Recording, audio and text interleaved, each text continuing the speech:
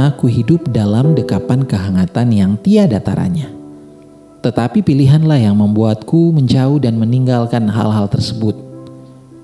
Ketika usia mulai naik dalam pengembaraan hidup ini, aku diperhadapkan dengan sebuah pilihan. Aku harus memilih apakah akan mengikuti arus kehidupan dunia yang langsung menawarkan kenikmatan, atau perjuangan hidup yang katanya menuju keabadian. Tentu saja naluriku membawa aku pada pilihan pertama. Ya, tawaran dunia. Namun apa yang aku dapati? Duka, frustasi, kekecewaan.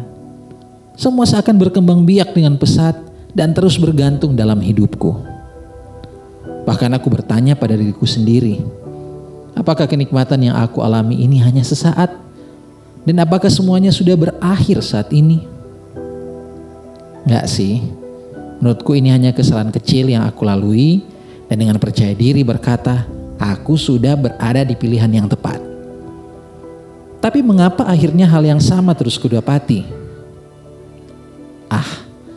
Tersadar aku bahwa pilihan yang aku ambil di awal adalah pilihan yang tidak tepat. Aku sadar kalau aku ini orang yang munafik, yang terlalu percaya diri, sok tahu, dan berkata aku mampu kok berjuang sendiri. Tapi kenapa aku tidak bisa hidup positif seperti yang lain? Kenapa aku terus merasa makin terpuruk, seperti tersedot lumpur hidup? Kenapa aku tidak bisa bebas dari setiap masalah yang muncul? Kenapa aku tak bisa? Kini hari-hari hidupku dikelilingi oleh ketakutan akan hari yang akan datang. Terasa seperti jauh, dan sangat jauh dari kedamaian. Tak peduli aku terus mencari kedamaian itu, tapi seakan-akan hanya terputar-putar dalam labirin kesengsaraan. Dan hidupku ini seakan-akan hanya mengoleksi cerita derita. Tapi patut aku akui, dalam pengembaraan hidup ini sering terdengar suara yang tidak asing, yang lembut, yang terus memanggilku dengan hangat untuk pulang. Walaupun keputusan demi keputusan yang aku ambil dalam hidup ini semuanya keputusan yang salah, namun suara itu terus memanggilku pulang. Memang aku ini egois dan munafik pula. Tapi dengan bijaknya suara itu seakan memberikan ketenangan dalam hidup ini. Tapi itulah aku. Dengan kerasnya aku tetap konsisten dengan jalanku sendiri. Tapi ya, lagi dan lagi suara itu terdengar dengan lembut. Nak, ayo pulang. Suara itu kembali memberikan kehangatan yang mungkin selama ini aku cari dengan caraku sendiri yang tidak pernah kudapati. Aku bertanya dengan perasaan malu, mengapa engkau tidak pernah menjauh dariku? Ya, aku tidak pernah melupakanmu, aku terus menunggumu pulang, kata dia. Pernah aku mencari cara untuk menutupi kekosongan dalam hidup ini, tapi tidak pernah kudapati.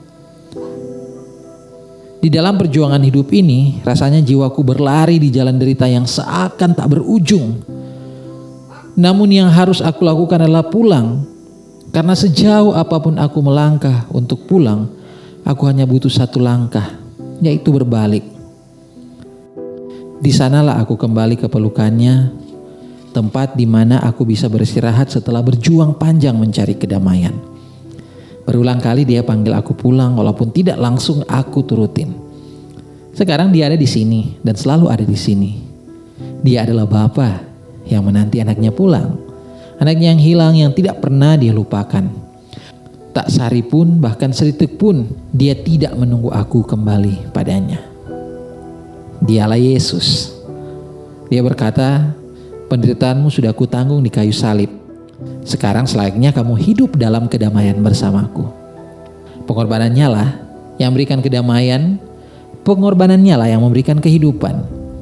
Ketika aku jauh, yang perlu aku lakukan hanyalah pulang. Mungkin kalian menjalani hidup yang sama denganku. Sahabatku, yang perlu kau lakukan saat ini adalah pulang.